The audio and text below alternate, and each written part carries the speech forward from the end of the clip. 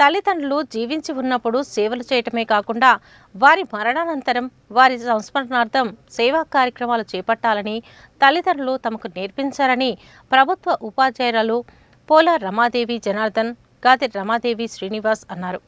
తమ తల్లిదండ్రులు తమకు నేర్పిన సేవా దృక్పథాన్ని పాటిస్తున్నామని చెప్పారు. నల్గొండ పట్టణానికి చెందిన పాంపాటి పనెమ్మ 7వ వర్ధంతి సందర్భంగా ఆమె కుమార్తెలు పోల రమాదేవి జనార్దన్, గాదె రమాదేవి శ్రీనివాసులు సోమవారం మధ్యాహ్నం నల్గొండ ప్రభుత్వ జనరల్ ఆసుపత్రిలో రోగుల సహాయకులకు అన్నదానం చేశారు. ఈ సందర్భంగా వారు మాట్లాడుతూ తమ తల్లిదండ్రులు నేర్పిన క్రమశిక్షణతోనే తాము జీవితంలో నిలదొక్కుకోగలిగామని అన్నారు. వారి సంస్మరణార్థం ప్రతి సంవత్సరం సామాజిక సేవా కార్యక్రమాలు చేపడుతున్నామని, అందులో భాగంగా అన్నదాతల కార్యక్రమాన్ని నిర్వహించామని తెలిపారు. ఈ కార్యక్రమం నిర్వహించినందుకు వారి ఆత్మ సంతోషిస్తుందని, వారి ఆశీస్సులు తమపై ఎల్లవేళలా ఉంటాయని అన్నారు. నా పేరు రమాదేవి, తను మా సిస్టరు. మేము ముగ్గురం అక్క చెల్లెలము. ఇంకొక అక్క హైదరాబాద్లో ఉంటుంది.